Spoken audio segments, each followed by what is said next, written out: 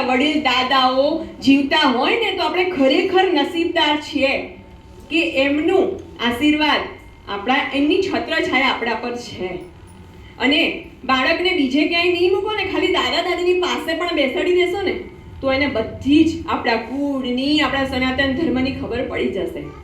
પણ આપણી પાસે એક જ જવાબ હોય, અમારી પાસે તો સમય જ નથી. સમય ભગવાને બધાને 24 કલાકનો જ આપ્યો છે. જે જીવનમાં કરે છે એની પાસે 24 કલાક છે. જે આખો દિવસ ટાઈમ પાસ કરે છે ને એની પાસે 24 કલાક છે. પણ જે જીવનમાં સક્સેસ મેળવી લીધું છે ને એ ક્યારેય નહીં કે મારી પાસે કલાક ઓછા પડે છે. પણ જે જીવનમાં કાંઈ જ નથી કરતું ને એ જ સમયના રોદડા રોશે.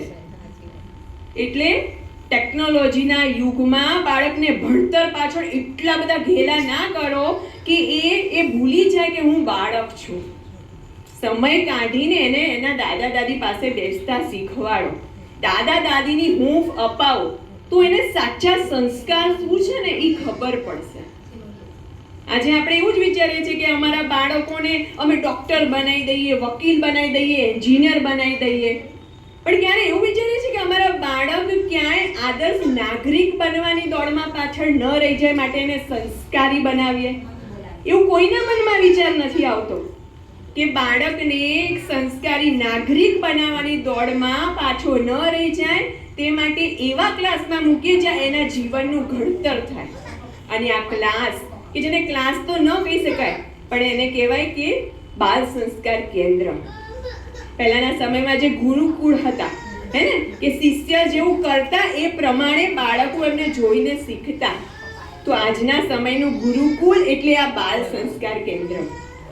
અને એટલા માટે જ આપણા રિજન દ્વારા કાર્ય હાથ ધરવામાં આવ્યું છે કે આપણા બાળકોમાં એ સંસ્કારનું સિંચન કરી શકીએ. આપણો સનાતન ધર્મ જે વિલુપ્ત થતો જાય છે એમના મૂલ્યો આપણા બાળકોને સમજાવીએ કે ખરા અર્થમાં આપણો ધર્મ શું છે, શું શીખવે છે.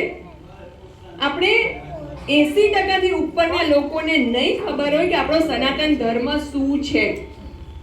શ્રીમદ ભગવદ્ ગીતા શું છે, ભગવદ્ ગીતા કોના દ્વારા રચવામાં આવી છે, કયા સ્થળે, એમાં કેટલા અધ્યાય છે, કોને ઉપદેશ આપ્યો છે, કોઈને નહીં ખબર હોય 80% ઉપરના લોકોને.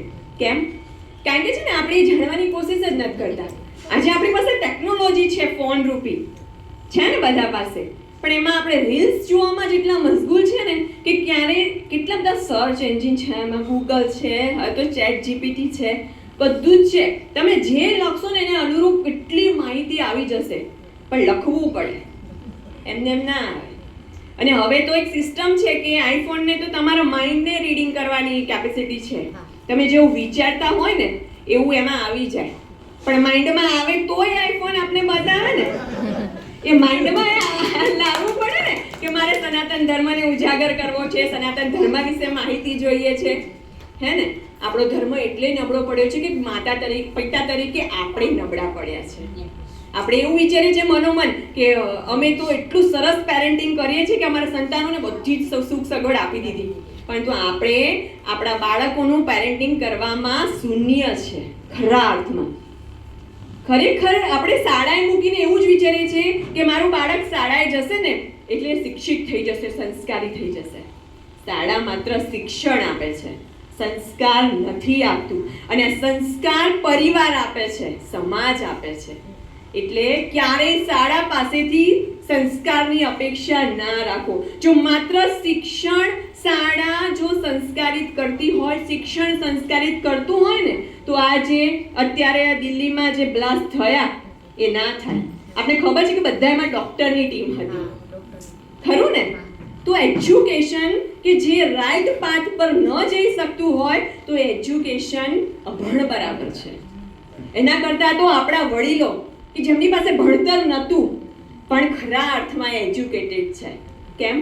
કારણ કે આપણા સનાતન ધર્મને 100% જાણે છે, જીવનના મૂલ્યોને જીવનમાં ઉતાર્યા છે. અને આજે એમની સમજણથી જ આપણે આજે આ બધા સાથે બેસી શકીએ છીએ ને, એ એમની સમજણથી છે. એટલે જોરદાર તાળી એકવાર આ બધા વડીલો માટે પાડો.